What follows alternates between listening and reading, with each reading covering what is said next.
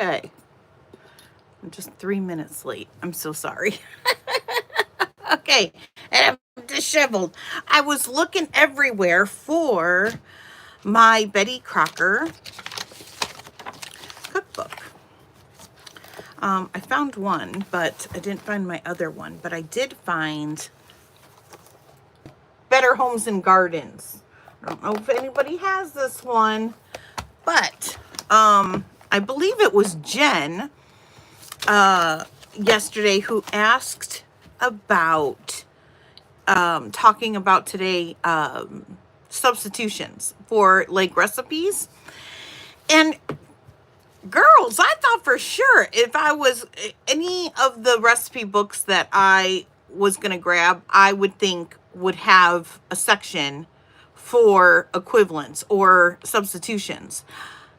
I was aghast that they don't. Tina, good morning.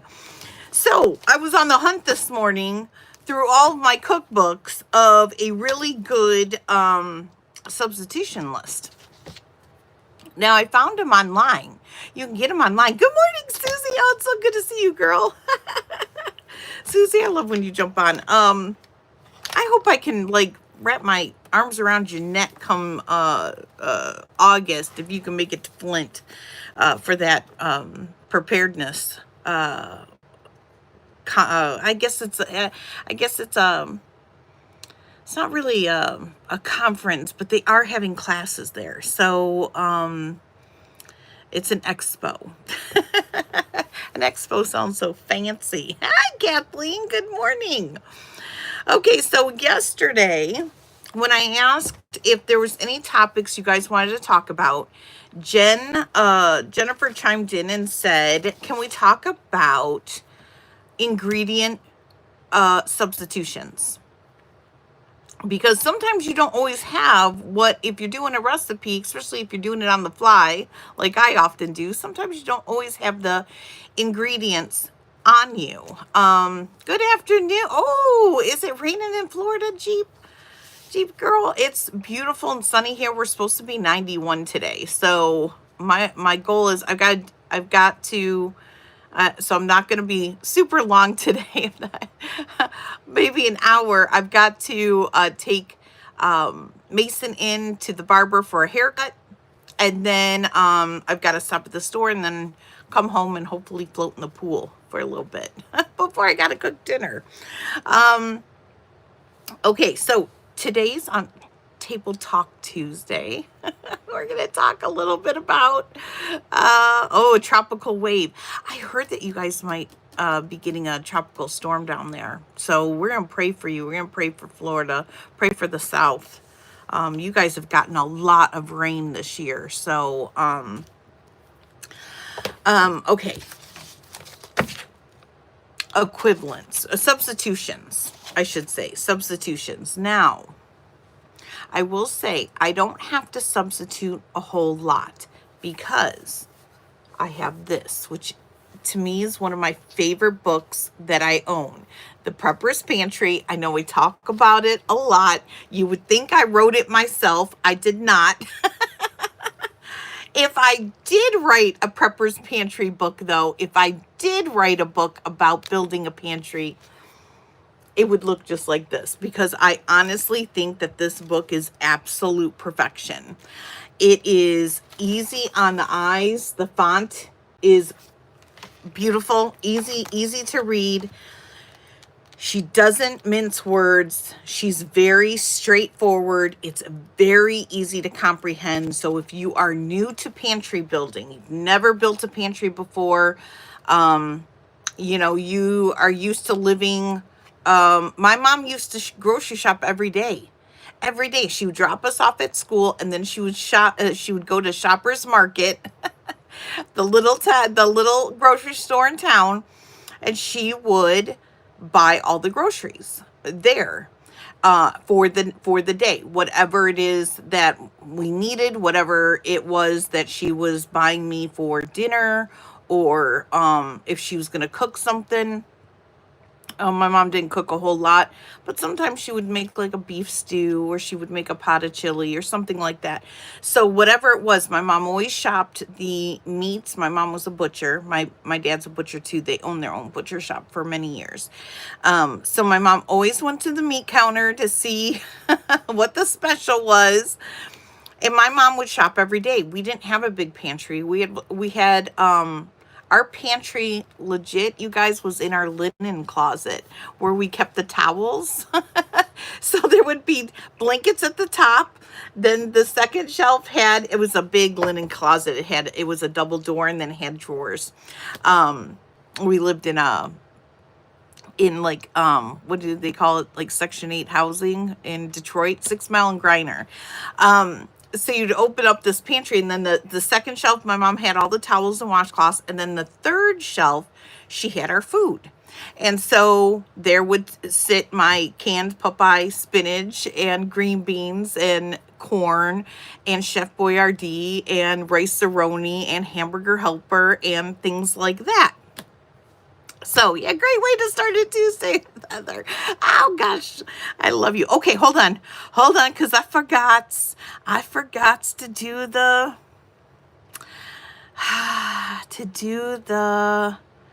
participant mode for subscribers only.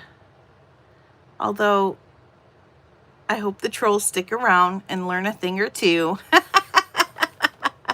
And maybe find Jesus along their way. All right, so anyway, my mom never had a pantry. So if you are new to pantry building, if you are like me and you didn't grow up in a house that had a pantry, it can be very overwhelming. And if you watch a lot of YouTube videos with people that have really beautiful pantries, you know, the eye candy pantries, it can be very overwhelming, especially when you're on a budget. And honestly, I don't know anybody who's not on a budget right now, especially when it comes to groceries, because things are expensive. So when you're looking at other people's pantries and they're stocked, keep in mind they've been doing this probably for many, many years. So you will eventually get there, but first you have to start. And if you don't know where to start, I cannot recommend this book enough. She talks about the 3 types of pantries there are. And you can, and then pick a path that you want to go down, and then she will help you build it. Now, because I have a prepper's pantry, and I have a really good supply of everything, I don't need a whole lot of substitutions. I cook using pretty much the same stuff over and over again, and because I put extra by, I rarely run out of anything. But that's not to say I've never run out of anything. And that's not to say that having a list somewhere where you can go to for substitutions isn't a good one. So I found a great one in the back of the Better Homes and Garden book. In fact, they printed it. I'm just going to spin you around. Why do I do this to you? I'm so sorry. I forget. I got you on a fancy tripod now. I can just spin you around. Okay, now I've got my coloring light. I'm going to try to move it so it's not so glary. Hold on. Maybe we can do it this way. Maybe that'll be a little better. Okay. It might be a little better for you to see. Okay, so on the back cover of this book, they have a great list of substitutions. Now, would I recommend all these? No, because like the first one right here, if you don't have a bacon slice, you can use bacon pieces. Well, is that a really good substitution? If you don't have bacon, what are you supposed to do? If I'm going to have bacon pieces, of course I would use it instead of a slice. That's kind of a no-brainer. But the second one I really like, the baking powder. So what if you don't have baking powder? What if you ran out and you didn't realize? You can use a teaspoon of cream of tartar and a quarter teaspoon of baking soda. That's a great substitution hack. And that is also on the list that I have that I found online. The same thing. Baking powder is a quarter teaspoon of baking soda and a half a teaspoon of cream of tartar. So that's a great hack. Now, not everybody has cream of tartar. So these kinds of things, as you're cooking from scratch, these are the kind of basics that you might not use a whole lot, but you're going to want in your arsenal. Okay, I don't use cream of tartar a whole lot. Danny uses it more than I do, but he's a baker. I'm not. I don't bake the sweet treats. Danny's the sweet treat guy. I don't bake very well. It's just not my forte. I like cooking and I like baking bread, but so, like cakes and stuff like that, I'm not good at it. Balsamic vinegar. If you need a tablespoon of balsamic vinegar, they say replace it with a tablespoon of apple cider vinegar or red wine vinegar plus sugar, because of course our red wine is not sweet, so you'll have to sweeten that up a little bit.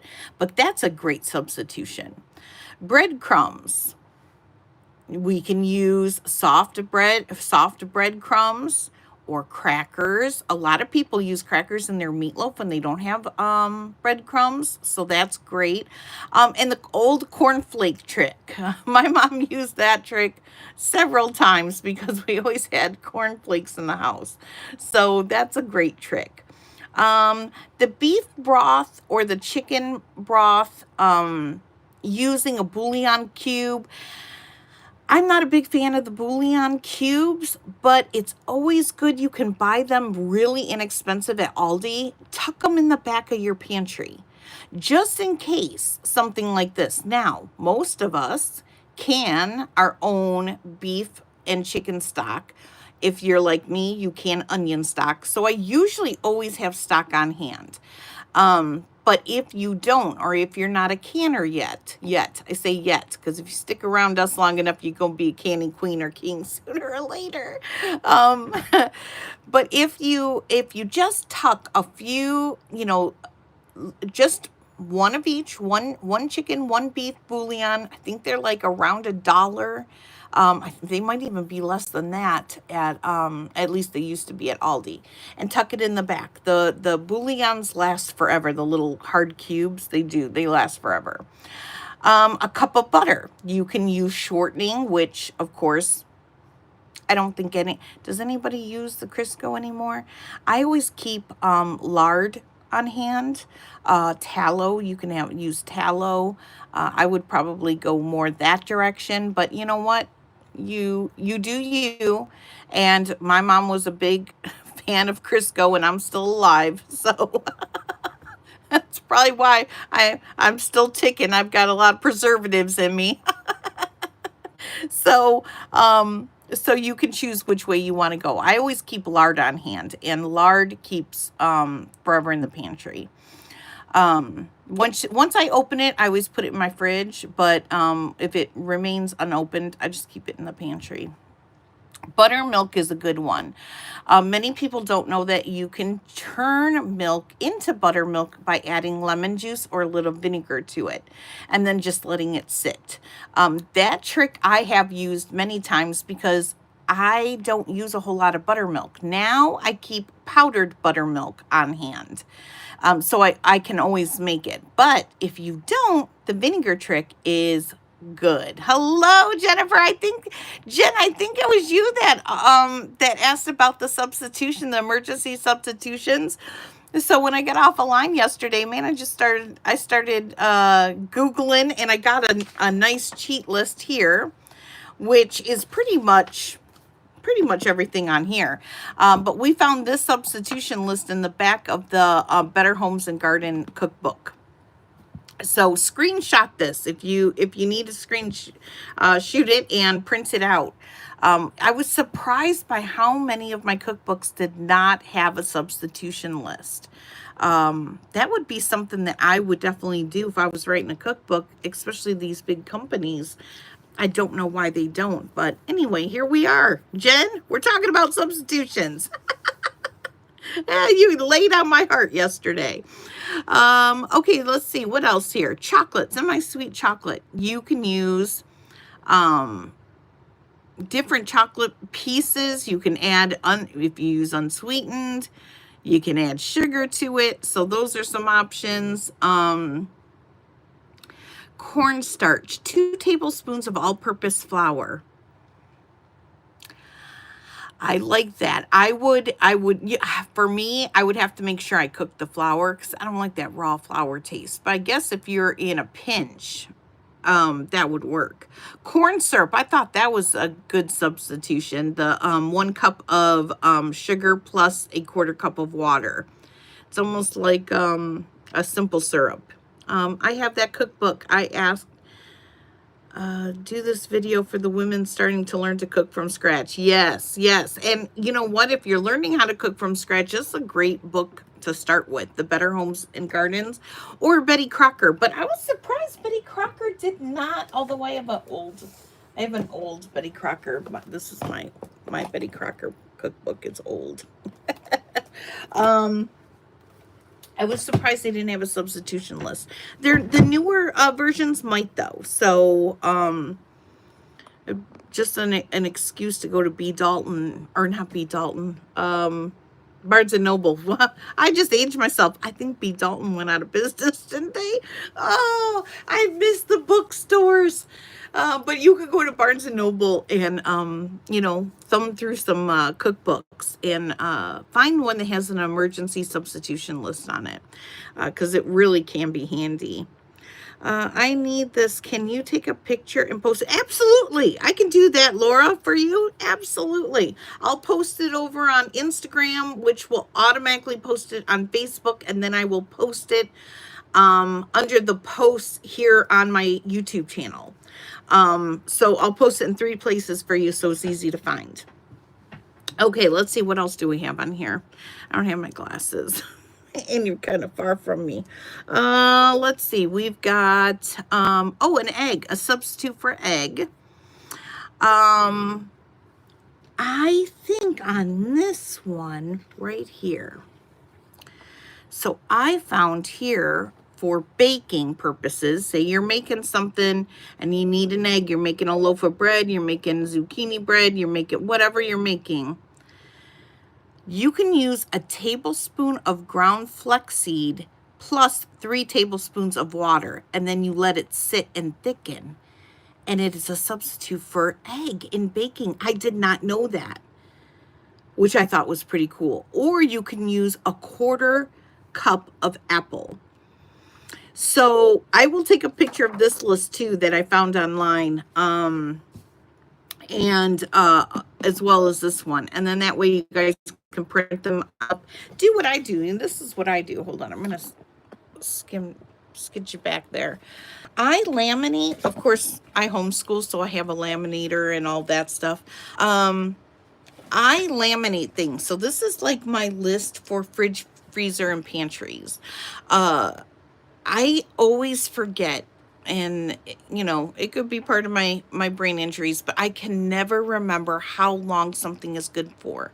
So having these handy on how long, like bacon, you know, how long is it unopened in the fridge? It'll last 2 weeks. If it's opened, it lasts a week. If it's in the freezer, bacon will last a month. So this is really, really nice to have. I found this list online as well from Food Expiration Produce, Dairy and Meat. I have to see if I can find the realsimple.com. Okay, realsimple.com is where I got this list. And I printed it out and then I laminated it. So I keep these in my bookshelf where I keep all my my cookbooks, and it's just nice to have, because if I notice that something's been sitting in my fridge and I can't remember, you know, how long it'll actually keep for, just pulling this list out is really, really helpful. I also have it kind of printed here. like mayonnaise. Eat within 2 months if it's opened when refrigerated. It can store in the pantry for 3 months unopened. I also have a list too, and I didn't grab it, of things that expire, like how long things last after their expiration date. Because I hate wasting food. And so if I find something has expired and I haven't used it, it really sits, I feel like I'm not stewarding my pantry well. I'm not stewarding my family well. And so if I can push it past an expiration date and use it up, I do. Right now I did that with, I had some powdered ranch that was not rotated out, and it was up in the corner of my spice cabinet, and it's past the expired, but it wasn't opened. So now that it's open, I believe it's still good for like, I think it said a month or 6 weeks, 4 to 6 weeks. So I'm using it up now. I just made ranch chicken last night. I'm using it up. I'm making ranch dip. Everything I'm making with ranch. So I can use that powdered ranch up so I don't waste it. But that's good to have too. Find a list, print it out, and laminate it and keep it close. Heather, Bob's Mill has an egg replacement powder. Ooh! Nice. Now see, I have chickens, so I always have eggs, but man, just having that in the pantry, I might just have to grab that just to have it in the back of my pantry. You know, usually things like that last a couple of years anyway, and then you can use it in a recipe somewhere. My little girl, Kiana, is that how you say her name? Kiana says hi. Oh, she's asking for Mina. I don't know where Mina is. I think she's downstairs. Thank you. Our printer broke, so I have to do screenshots. I got you, girl. I like going off of my screenshots anyway. You know, I'm a visual person, so I like taking pictures and having it. You know, it's a good reference for me just to go look in my photo album, you know. Let's see. Aquafaba. Hi, Pam, by the way. Garbanzo chickpea liquid is good for egg substitute. I didn't know that. I love garbanzo beans. It's like I love it in my salads. I love it. I love it in hummus. I'm a big fan of garbanzo beans. So that's a great tip. Flax works great for egg replacement. Yes. Girl, you know I want to follow you everywhere. Kitchen queen. God bless you, Laura. Thank you. Okay. Katana. Is it Katana? Is that how you say it? Katana? That's such a pretty name, Jen. Okay, let's see. What else do we have? Let's see, chopped onion, 2 tablespoons, dried minced onion. I always have dried minced onion. That's how you make McDonald's onions. Did you know that? You take the dried minced onion, and you soak it in water, and you just keep adding like a tablespoon, 2 tablespoons of water until it's reconstituted, and it's the same onions that you'll get at McDonald's. So when my kids want McDonald's, I can't eat that McDonald's. I can't. It's just, I can't. It makes me so sick. I can't. And it's so expensive. I don't know who can afford it anymore. But when they want a McDonald's cheeseburger, I just make smash burgers, and I make the McDonald's onions, and it tastes just as good. It tastes better, in my opinion. But that's a good trick. And then what is that? A half a teaspoon of onion powder. You can use onion powder. Let's see, sour cream. Of course, plain yogurt. We do that a lot when we're watching our weight, and you might not want the calories of sour cream, so you replace it with yogurt. Sugar, packed brown sugar, or 2 cups of sifted powdered sugar. You know, you can make your own powdered sugar in a Vitamix if you have a Vitamix. I don't know if the Ninja would do it. I don't have a Ninja blender, but I know my Vitamix does, and I think I have a video on it where we take granulated sugar and we put it in the Vitamix, and we make our own powdered sugar with it. It's a good trick. Let's see. Of course, brown sugar. We all know, you should know, if you a subby of mine, how to make homemade brown sugar. granulated sugar, and molasses. And depending on how much molasses you add, you can do light brown sugar or dark brown by controlling the amount of molasses that you add to it. Tomato juice, half a cup of tomato sauce plus a half a cup of water. Tomato sauce is 3/4 cup of tomato paste in a cup of water. We always have tomato paste around. I'm using a jar sealer for mason jar lids. Nice. My strawberries and grapes are lasting so long. Do you put the, Jamie, do you put the paper towel in the bottom of a jar, a mason jar, and then seal it, vacuum seal it? I heard that if you wash your fruit and then you put paper towel in the bottom of a mason jar. I have not tried this yet. And I've only not tried it. Hold on. I guess I should turn you around because I feel like you're talking to the book. I have the fridge smarts from Tupperware. My girlfriend Angie was selling Tupperware for a long. She was so good at it. And I bought all the fridge smarts. So I put my produce in fridge smarts and those work really well. I have not tried the mason jar with the paper towel on the bottom and then vacuum sealing it. Let me know if you do that and if it really works. Oh, Constance. Hello, good morning, sis. I've made powdered sugar. Oh, in a bullet blender? Really? Okay, Constance says you can make it with a bullet blender. That's amazing. I wouldn't know that. I wouldn't even think a bullet blender would be powerful enough, but that is cool. So if you ever need powdered sugar, as long as you have some granulated sugar laying around, you can make it. Okay, Jamie, try it, and then report back to us, Jamie. We're gonna all be waiting for the report. We want the update on how it keeps. I've seen that trick now, and I'm like, oh, I've got to try that. It's been a while since I've caught a live. Oh, Danny, I'm so glad you're here. I've missed you too, girl. It just took a little longer, but it works. Okay. Well, Constance says you can do it even in a bullet blender. That's amazing. I mean, those things are little powerful little things. I bought my son Zach one year for his birthday. He was really into the protein drinks. So I bought him a little, he was like, I just want a little bullet. Something I can make on the go, you know? Let's see. Good morning from Washington. Good morning, Teresa. Good morning. Okay. So, let me spin you back around. Let's see what else is on this list here that we can substitute. All right. Cajun seasoning. Ooh, how do you make Cajun seasoning? Let's see. A half a teaspoon of white pepper. That's one thing I do not have. I do not have white pepper. That's really hard to find. I don't even think I've seen white pepper at like Gordon Foods. But I should get some.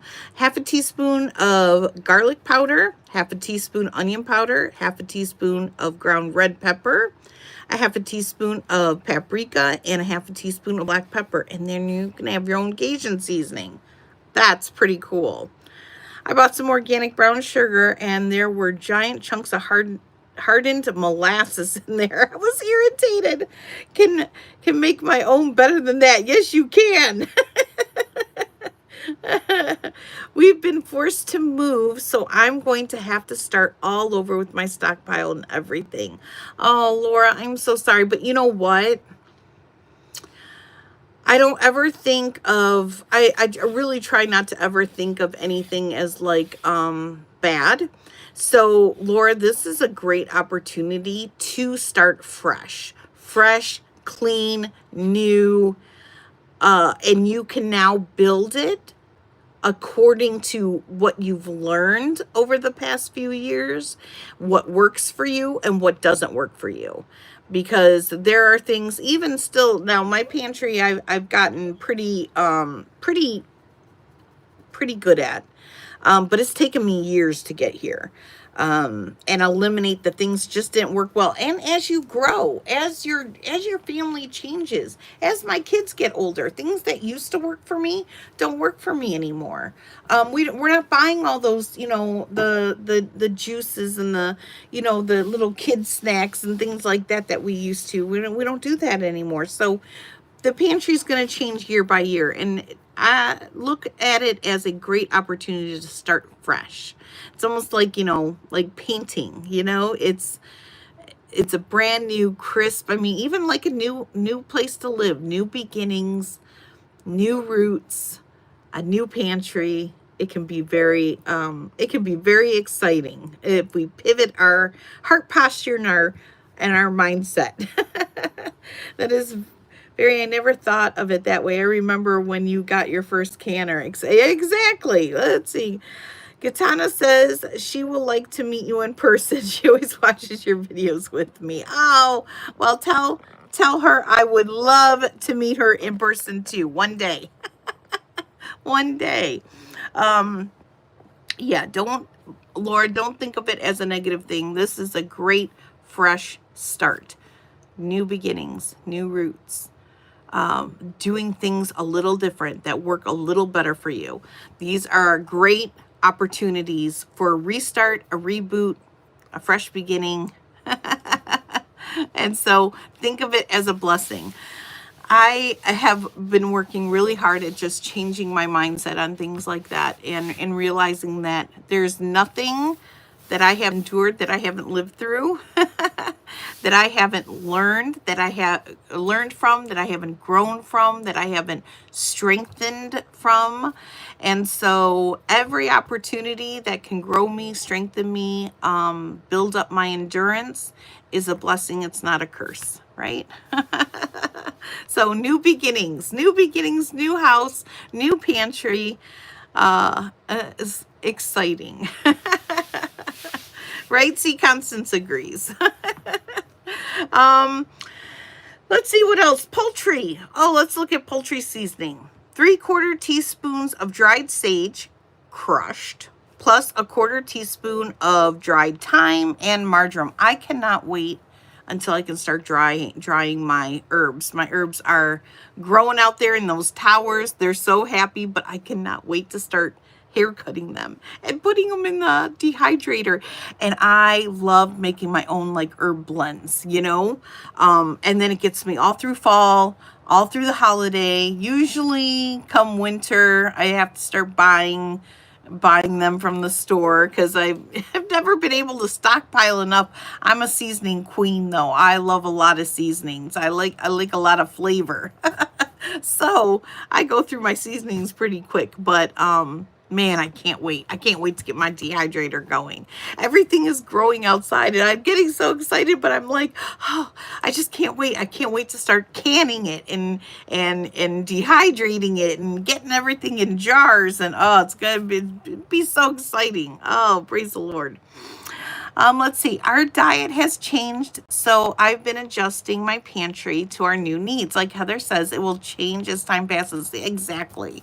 Like, I don't buy all the Cheez-Its and the little Cheerios and all the things that I used to buy when Mina was little and she used to snack and that kind of stuff. We don't eat like that anymore. So, the pantry always is, it's alive, right? It's like sourdough. It's alive. It's constantly moving and changing and morphing and, and serving you. That's the whole point of a pantry, is to serve your family. So, anyway, that's what I found. I will try to find this book. If not, it might not be the pink ribbon, version, but I'll try to find this book on the Amazon for you and leave a link in the description like I did yesterday for the Bible. By the way, here's the Bible all tabbed up. I had one girlfriend on my Facebook yesterday said, my girlfriend Naomi, she's also a fellow widow. She said, I tried tapping my Bible once, never again. But she lives close to me, so I said, well, if you ever need one, tabbed again, I'll do it for you. I also saw an influencer that I follow, godly Christian woman. She just had a baby. I saw she had her Bible. She took a picture of her Bible yesterday, and her tabs, she struggled with her tabs because her tabs were all pretty uneven. So this is why I did this video yesterday, the live stream, because when you see somebody do the tabs, it's a lot easier than when you're trying to fly blind and you can't get a visual of what it's even supposed to look like when you're done. So when you're done, and I'll try to fan this out a little bit for you, your tabs will all line up. Now, again, it doesn't have to be perfect, but they'll be easy to see. I know I had 2 comments yesterday, one from somebody who just likes to thumb through, who doesn't like the Bible tabs, and the Bible tabs aren't for everyone. Some people like the thumb index that is put into Bibles. They prefer that. Somebody said that she sees a lot of Bibles rip. And you do have to be careful. So you don't want a heavy tab on that fine paper. Now, this is a finer paper. So these little paper tabs will serve well. On the fine paper, the leather tabs are a little heavy. So you have to be careful of that. Most of my Bibles are journal Bibles or study Bibles. So typically the paper is thicker. I did get a question asking how many Bibles do I need? I want them all. Do I need them all? No, I do not. So I guess it is your definition of want versus need. I will say, when I first started learning the Bible, I only had one Bible, okay? And I loved it hard. As my walk with the Father grew, as I began to not, I don't want to say engage, but I walked away from religion and I walked towards a relationship. As my relationship grew with Jesus, I wanted more Bibles because each Bible version's a little different. I think, and I could be wrong, but I think it's 6,000. My Pastor Dave said, for a Bible version new Bible version to come out. So we're talking like King James Version, New King James Version, NIV, NLT, Christian Standard Bible Version, NIV, ESV.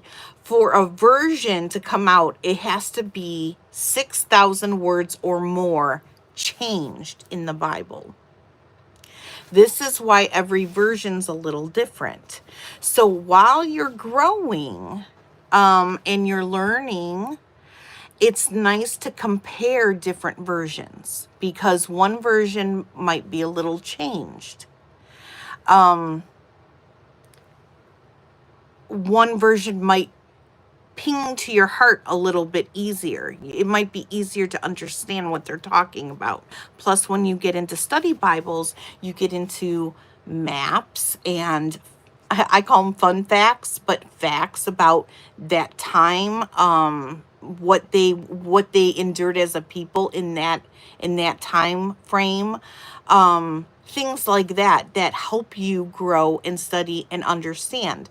So for me, the further I'm walking with the Father, the more I want to read and comprehend what the Word is. And every time you read the Word, it changes because it's living water. And so do you need as many Bibles as I have? No. Will you eventually want as many Bibles as I have? Possibly. And I don't think, like, the one thing I don't mind spending money on, where I don't, is when I'm, so a Bible study, anything to help me grow in the Word. I just, to me, it's a need. it's a need. It's a need above all other needs. So where, you know, I might ooh and ah over buying, a new pot or, new glasses or something for the kitchen. When it comes to the Bible stuff, I usually don't. I usually, if it's something that I'm really excited to help me grow, I will buy it. So, it's like cookbooks. Your collection grows as your skills grow. Exactly like that, Laura. So when you're learning to cook, if you buy one good cookbook, is that all you need when you're learning? Absolutely. One good cookbook, basics. It teaches you all the basics, like a Better Homes and Gardens or a, Betty Crocker. That's all you need to get you started. Eventually, will you want more cookbooks to grow deeper into your cooking skills? Yes. And it's very much the same way with the Bible. So that was a great comparison, Laura. I like your tabs. So cute. Yes, aren't they a pretty color? They're very summery. Yesterday's live stream, we tabbed my Bible together. I showed you how I do mine. And I left links to the Bible. And it does come with ribbons. I guess I shared that yesterday. It does come with built-in ribbons for page markers.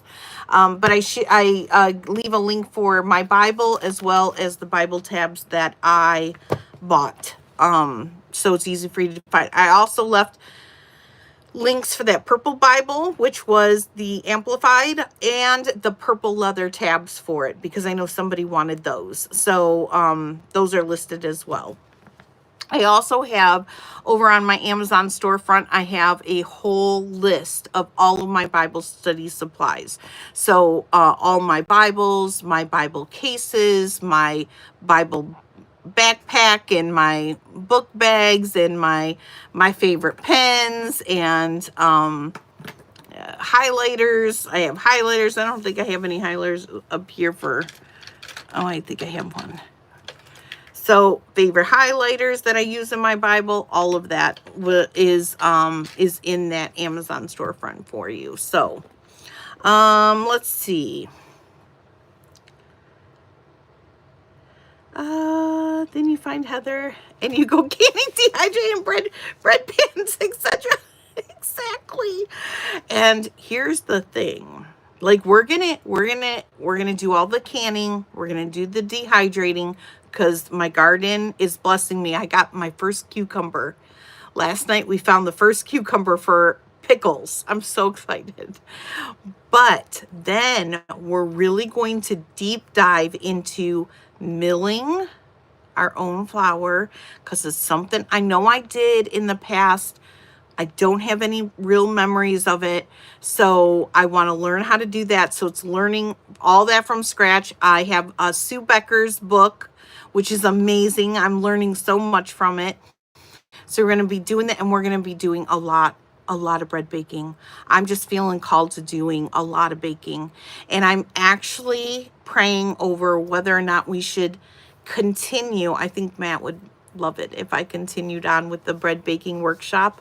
So we might start that from scratch and do the bread baking workshop again together, learning how to make a basic sandwich bread, a white bread, a basic whole wheat bread. I want to do hamburger buns and hot dog buns and bagels and English muffins, and then from there get into really the pretty bread. Like I love the little heart rolls I made recently in a video. I love the braided breads, the twisted breads.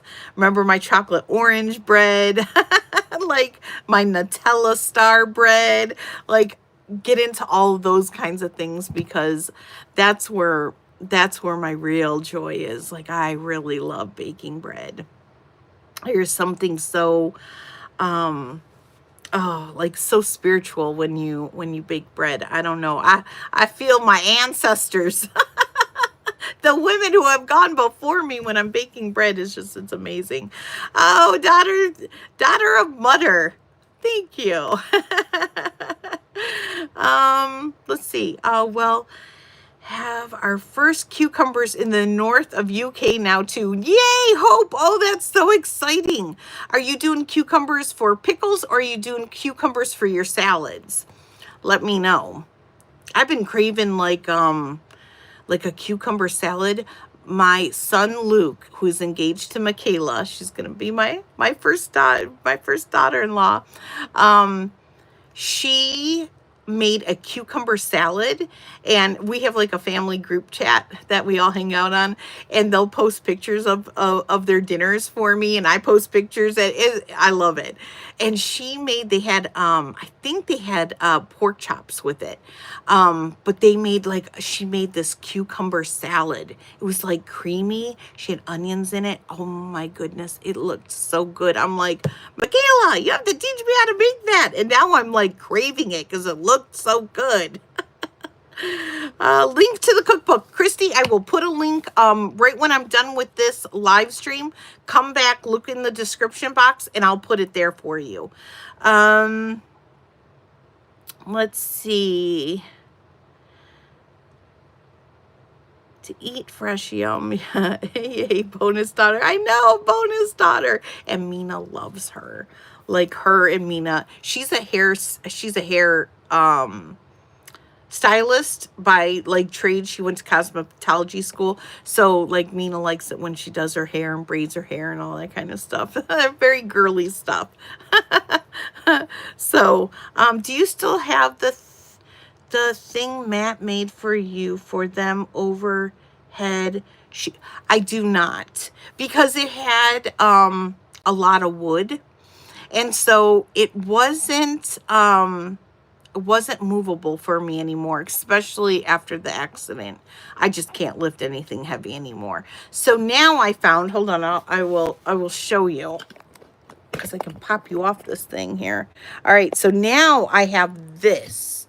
So it's, you can, and it's heavy duty too. Like hold on, I'll put you on here. I have this little thing too. But this moves up and this spins and rotates. And so I can bring you down. I can flip you around. So now I just use this. It's very heavy duty. I can leave a link to it if you want. I got this on Amazon. It's so heavy duty. I need two hands, although my hands are very weak. I need two hands to move it and manipulate it. But it's heavy duty. The base on it is really heavy, but it's light enough for me to carry around. So I can take you to the kitchen with this. I can do an overhead shot of my saucepan or whatever I'm doing. I like it for coloring. I like it for if we're flipping through a book, I can spin you around and you can have a look at my desk. So I'd say if you need something like this, this is great, and I'll leave a link to it. I got this because my son Zach, he collects Yu-Gi-Oh cards, and he is one of the biggest collectors of, I think he is, I know he's #1 in Michigan, but I think he's either #1 or #2 in the nation for Yu-Gi-Oh collecting. He has quite the collection. And so when he does videos, he has like a little group and he does videos flipping through his card collection. And he has this stand. And he's like, Mom, you got to get that stand. And I was like, okay, link me. So he did. So he got it on Amazon, but I got it because he had it and he said how good it was. So if you're needing a stand like this, if you make content, I highly recommend this one. Okay, let's see. Okay, so yes, I got it on Amazon and I will link it for you for sure. Just checking in from Arkansas. Oh, Valley. Making Heather's onion jam. Oh, I'm so, Stacy from She Lives Rooted, her and her husband just used my onion jam on hamburgers, grilled hamburgers, and her husband really loved it. She loved it too, but she said her husband really loved it. So if you've never tried making the onion jam, oh, please don't get the hiccups. If you've never tried the onion jam, you guys have to try it, especially now during grilling season, because it is so, so good. It is so good. It's good on meatloaf too. And I think I have a video using it on the Pioneer Woman's meatloaf recipe. And we wrapped it in bacon, and then we put the sweet onion jam on top, and it turns into like a glaze. It is so good. So especially if you've got a kiddo that, you know, doesn't really like meatloaf, put some sweet onion jam on it, because it's sweet. They won't even know it has onion in it. I swear. It's so good. It's so good. So Valley, I'm so glad that you that you're doing that recipe. You love that recipe. Now, of course, it's not my recipe. I just made it. I think I got that recipe from Linda's Pantry. I think Linda did that recipe, and then I made it, and now it's a staple every year in my pantry.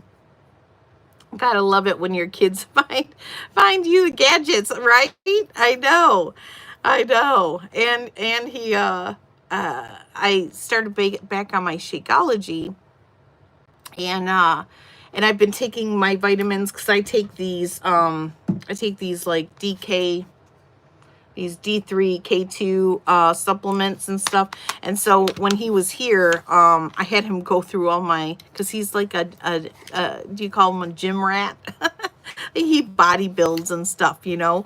And he didn't tell me until after, because he knows I would have flipped out. But he did a week fast. He did one of those week-long fastings.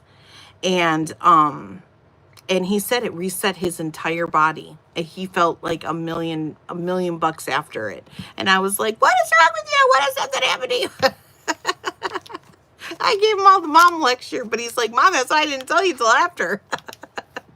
So anyway, so he's really into fitness and wellness and bodybuilding, and he can drop a ton of weight really quick. He can bulk up really quick. I mean, he's my son's pretty amazing. This is Zach. This is my third born. He's 24. He'll be 25.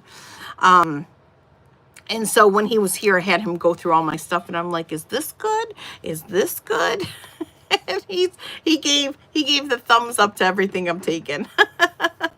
But yeah, it's it's very different having grown children, adults, where you can have adult conversations, adult interactions, things like bodybuilding, things that you don't talk to, like, you know, little kids about. Yeah, you know, it's a whole different world when you have adult grown children. The relationship changes, right? I'm not responsible for them anymore. You know, I had to clean up after them anymore. I don't have to feed them anymore. They go home, and they so now when I talk about like bills, or, you know, the car breaking down or so, they get it, because now they're out on their own, paying their own house payments, paying their own electric bills, cleaning up their own kitchens, doing their own laundry. So they get it. They get it now. It's just it's a whole new relationship. It's pretty amazing. It's a lot of fun having grown kids. I'm really enjoying it. I really do. I made caramelized onions in the crock pot yesterday. So easy and delicious. Really? I would not think to caramelize them in the crock pot. I don't have a crock pot anymore. I have Instant Pots. I got rid of my crock pots. I gave them away. Because I just wasn't grabbing them anymore when I had my Instant Pots. But I'm guessing you could probably do that in an Instant Pot too. I did, I hate the name crack chicken. I know that's the name online. So if you're looking for the recipe, you'll be looking for the crack chicken, but I just like to call it ranch, Chipotle ranch chicken. where yesterday, because it was really hot yesterday, so I grabbed a rotisserie chicken from the grocery store for, you know, $6, $7, pulled it apart, put it in my little 3-quart Instant Pot, threw in a block of cream cheese, some of that ranch powder that I have to use up. I put in chives, chipotle, some onions, some garlic, salt, a little bit of salt, black cracked pepper. I think that's it. A little bit of water just to make it super moist, so that, and then I just let it heat up in that little Instant Pot, and we put it on hamburger buns, and then I just served it with side salads that I had left over from the weekend, along with leftover homemade baked beans. I used up all the leftovers yesterday. And it was so easy. And I know that you can do pretty much the same thing. Oh, you're supposed to add bacon to it, but I didn't add any bacon to mine. Oh, cheese. I added cheese. I added a triple cheddar blend of cheese to it. Just probably like 4 ounces. It was like a half of 8-ounce bag. And so it makes it really creamy and cheesy. The kids loved it. Danny loved it. I loved it. It was so good. And we were able to use up all the little leftover side salads that we had over the weekend and get that all out of the fridge. So it was really nice. But if you've never tried that, I know you can put that same chicken in tortillas, roll them up, and then you can make like a sauce, like a white enchilada sauce to pour over it. And you could add like some jalapenos to it and stuff like that. So hatch chilies would be good with that. Poblano peppers would be good with that. I bet you could even stuff. Okay, let's brainstorm. I'm going to let you into my brain. So now that I'm thinking, I'm like, you could stuff jalapeno peppers with the chicken. You could stuff poblano peppers because they're big and they're mild. You could stuff that with the chicken and then put a white enchilada sauce over it. I bet you my older boys would love that. Okay, let's see. Everyone loves that chicken dish here. Yeah, it's a good one. What about the casserole slow cooker? Oh, yes, the casserole slow cooker would be perfect for the enchilada ones. If you put it in a tortilla. I love my lasagna casserole slow cooker. I love that thing. We don't have to run the oven pretty much all summer by using that. If I want to make a lasagna, I can make it in that. If I want to make au gratin potatoes, I can make it in that. If I want to make and we do a lot of burritos, stuffed burritos, wet burritos, enchiladas, I can do it in that. That thing is so good. You can make desserts in that. It's so good. It's worth the money. A half a stick of butter onions on high until done. Ooh, nice. In the crock pot. Okay, so if anybody wants to do caramelized onions in a crock pot, there you have it. Throw in some onions and a half a stick of butter and just let it go to town. Heather, I have disabilities similar to yours and wondering, do you still recommend the Ball water bath electric canner? Yes. In fact, Valley, I recommend it more than like, don't get a steam canner. Don't get your traditional water bath canner. Even though the steam canner, because I have one, takes a little bit of water, you're still carrying that canner to and from the stove. The water bath canner, set it next to your sink with the spigot into the sink. You can fill it with water. You can drain it right into the sink. The only thing you're touching is the empty canner. You're not dealing with any kind of water balancing to and from your sink from the stove at all. Now, I know the steam canner, you can place it on your stove and then fill it, but you still have to drain it.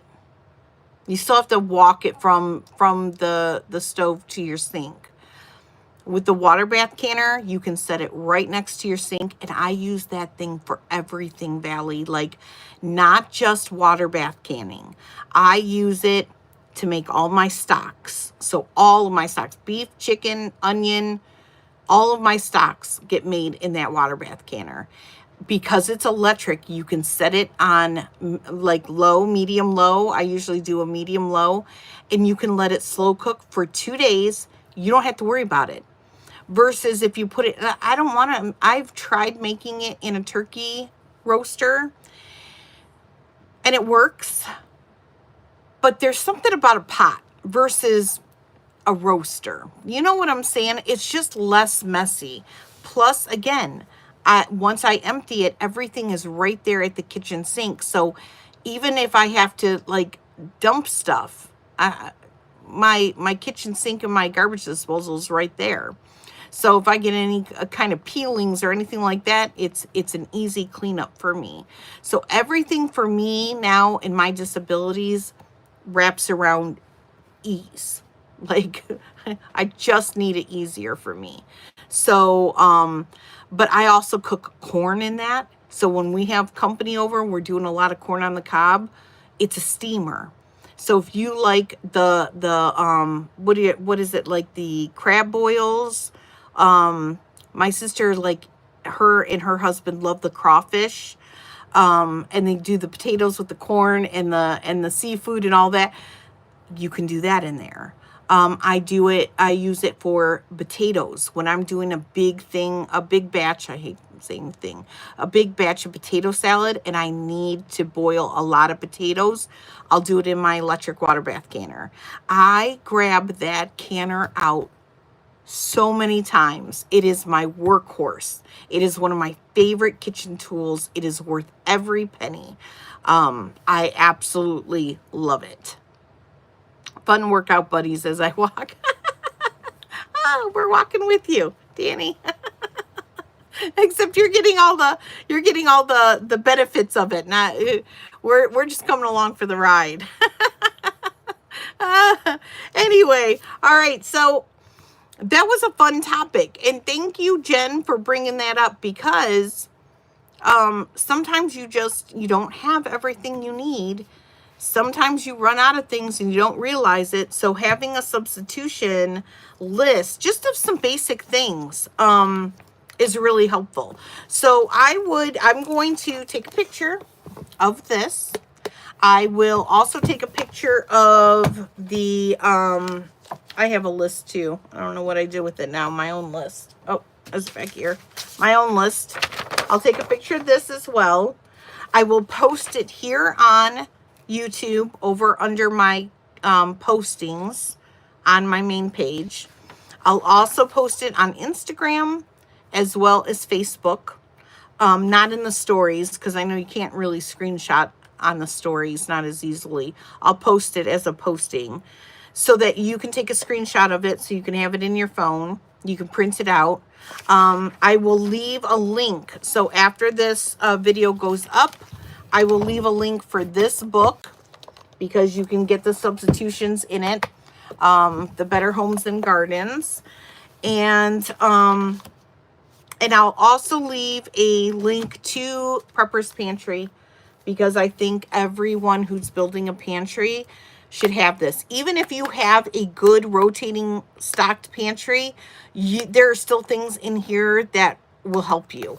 Things that you haven't thought of before. And what I love about the back of this book that I rarely talk about, because I'm always so interested in the pantry, they have a whole section of pantry primer recipes and how-to guides. There's a whole section back here of recipes, basic recipes. How to make rice milk. I wouldn't know how to make rice milk. So rice milk, almond milk. So if you need to make almond milk's expensive. If you want to learn how to make it yourself, it's in here. How to make a simple pot roast. Simple, easy. Leftover roast stew, pantry spaghetti sauce, spaghetti pie, slow cooker ham and potatoes, leftover potato and ham soup, how to make homemade yogurt, how to make homemade yogurt cheese. I didn't even know there was such a thing as yogurt cheese. Yogurt cheese isn't actually cheese, but it can be used in place of cream cheese in many different recipes or applications. Yogurt cheese is simply yogurt with the whey strained out. How to make homemade cottage cheese. Roasted chicken. How to make gravy. A lot of people don't know how to make gravy. Chicken broth. Baked browned rice. Chicken fried rice. That's always a good one. Chili. Bernardin's chili mac. Haystack cookies. Cooking beans from scratch. There's a lot of people who don't know how to make beans from scratch. Of course, if you can your beans, you don't have to worry about making beans from a dried state. But if you're stockpiling beans and something were to happen and you need to make beans and you don't know how, at least you'll have it in this book. Pork and beans, Mexican beans and rice, cornbread, chicken and dumplings, shepherd's pie, power outage food guide. Let's dive into this one. I like to keep some foods on hand that require no cooking or heating. In the event of a power outage, sometimes it's nice to have a no-hassle foods so that you don't have to heat up the house in the summer with a fire or go outside in a raging storm or use an off-grid cooking method. These foods aren't quite as nutritious or non-processed as things I normally serve. Following are some recipes for power outage foods. Okay, recipe is a stretch, perhaps just some tasty combinations. You can improve the nutritional value by opting for organic, less processed versions wherever possible. So she has listed here no power nachos. So you layer organic tortilla chips with canned cheese sauce, salsa, and canned jalapenos. And there's a meal and you're not heating nothing up. You're not cooking nothing. S'mores, top graham crackers with Nutella or another healthier chocolate nut spread and some marshmallow fluff.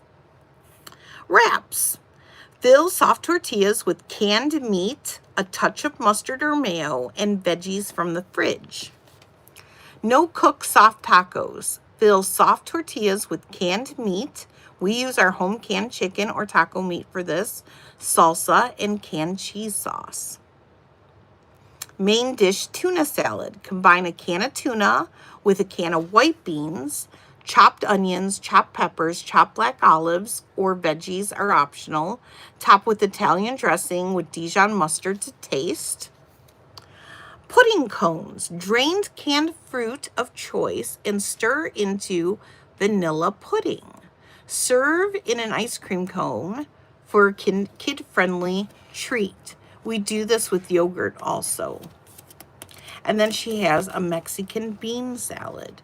A can of black beans drained and rinsed with a can of organic corn drained.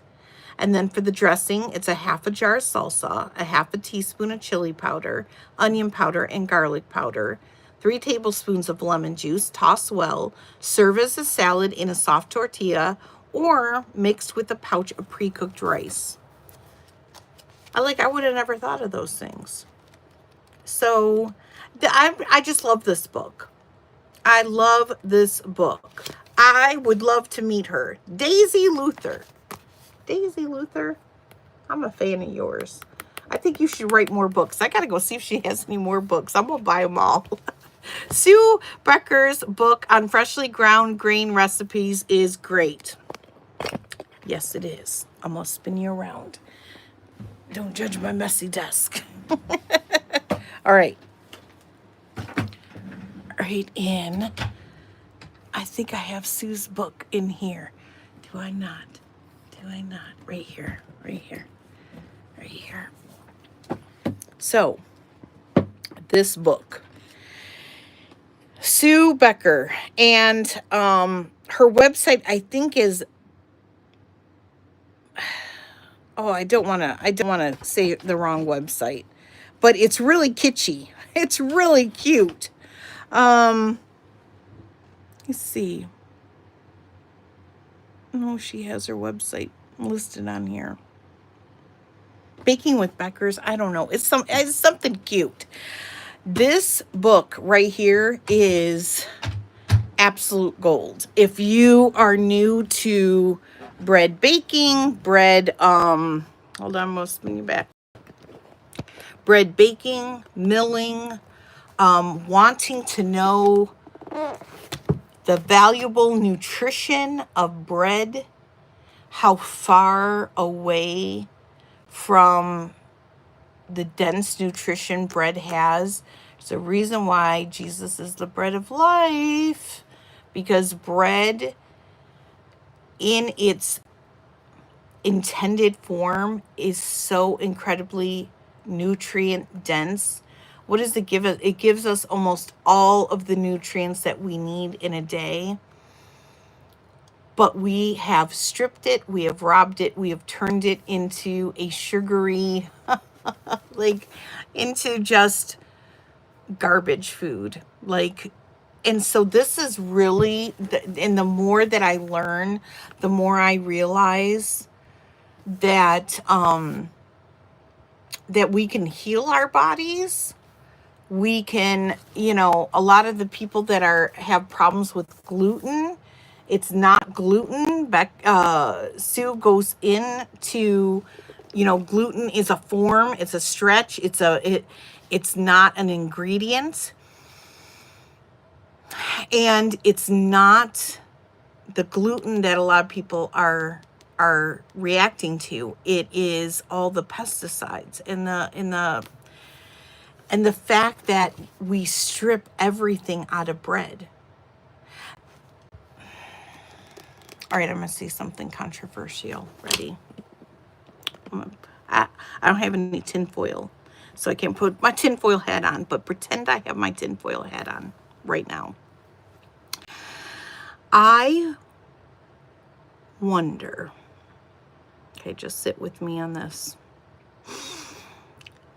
If you've noticed over the past, especially the past decade, but it's been a little longer than that.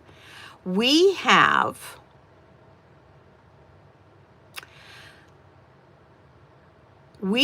embraced,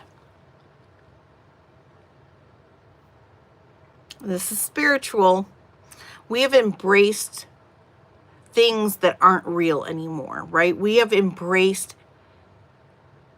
replicas. We have embraced fake replacements for things. And this is on a spiritual level, because what is the enemy? What does Satan do? He mimics Jesus. He is a copycat. So we have embraced copycat food, which is odd to me when you talk about like vegan cheese or vegan hamburgers, vegan hot dogs, vegan, like I don't know. If I was a vegan, I wouldn't want a hamburger or hot dog. Please don't call it vegan cheese. I wouldn't want cheese, right? So, but we've gotten into this way of these fake imitations that aren't healthy for us. Fake bread, fake, like there's just so, yeah, now we're getting into the lab grown meat. Doesn't it feel and I might be alone on this, but it feels to me like it definitely is a spiritual war, and it definitely has conditioned us. It is priming us to eat the fake meat, to eat the lab created meat, lab created vegetables, lab created cheese, lab created bread, lab created, and before you know it, we'll be, our diet's going to consist of everything that's not real, and it's going to kill us. But this has been, you know, to brainwash people, and not only brainwash people into accepting it, but demanding it, wanting it, desiring it. Why? Because they feel so bad, because they feel so sick, because the food that we have has just been so robbed of nutrients that we're all fibroflaring. We've all got inflammation. We all have rotted guts. We all have, you know, heartburn and indigestion and a sour stomach, and we're always nauseous, and and it's because we have been eating all of this stuff. And now it's like, oh, well, here's the solution. You know, have the have the fake bread, you know, the guts, lammy gut syndrome. The Lord instructed me to stop eating meat products because of the lab growing. Alicia, no, honestly, it's no joke. You see it, like, I don't know, I like TikTok, because TikTok, you can kind of, there's a lot more freedom of talk over there. Well, there used to be, but people will film cutting into the meat that they buy at Walmart. Now, I only buy my meat from my neighbor, so I know where the meat comes from. We have a processor. Like, I know where my beef comes from. Anything I buy, like chicken, I get from my local butcher, again, who buys local. Everything is local. So I know, but not everybody has that. If I was still living in Detroit, I would not have this kind of access that I have here. So I'm very blessed here. Not everybody has that ability to know locally where their food is coming from. So this is why it's, even though it might not personally affect me anymore, it still personally affects me. Because if it affects my brothers and my sisters, it affects me. And if we had more of a mindset and a heart posture where if it affects you, it affects me, instead of this very, you know, reminds me of the EBT video that I just did, where, you know, it's so easy to say, well, you're a taker, you're a bottom feeder, you're a moocher, you're a leecher, you drainer, you're a burden. That whole mindset we are being sold on to pit ourselves against each other, because together we're a force to be reckoned with. So it's much easier to make middle class against the poorer class. You know what I'm saying? The infighting. It's all by design. And I really think that the food, and getting us to accept the fake meat, getting us to accept eating bugs. Oh, they're so high, dense nutrition, dense protein. Oh, there's just snack on a few crickets. It's a very Soylent Green.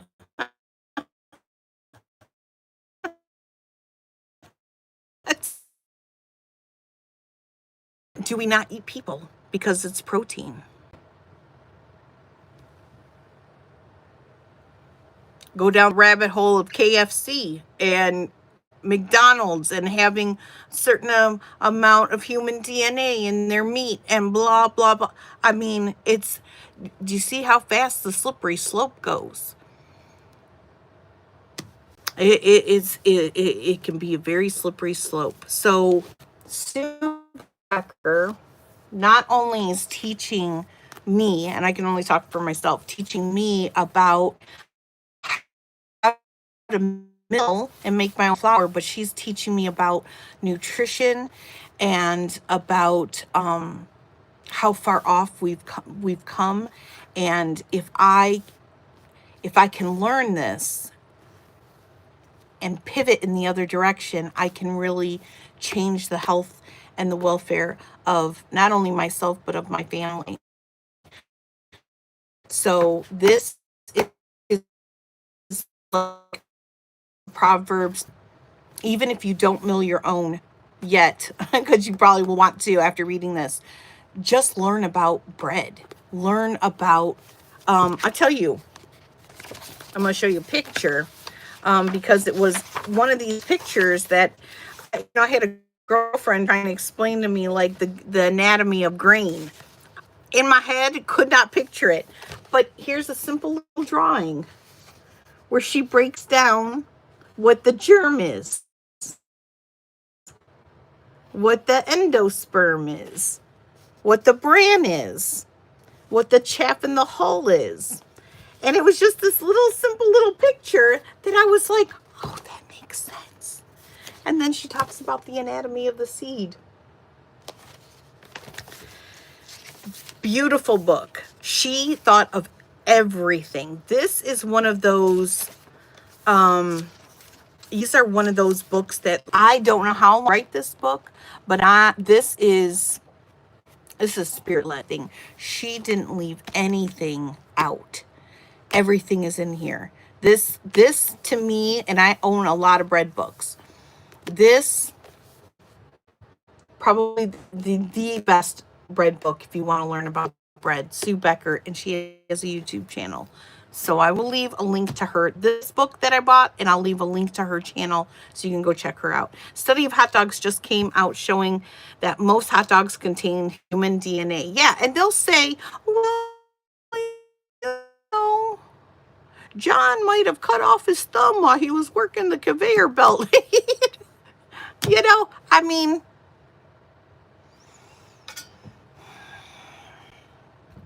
Hebrew Nationals. I do buy Hebrew Nationals because my kids are kids and they love a hot dog. They do. I love a hot dog, but my kids really love a hot dog. Snolls. Cheers, my coffee to yours. Sue is Christian too. Is she? I could tell how she wrote this book. There's so much love in this book. Like, this is like a girlfriend to girlfriend. I love you, and I'm gonna teach you everything I know. I'm gonna teach you everything I know. I'm not gonna leave nothing out. I'm not gonna gatekeep.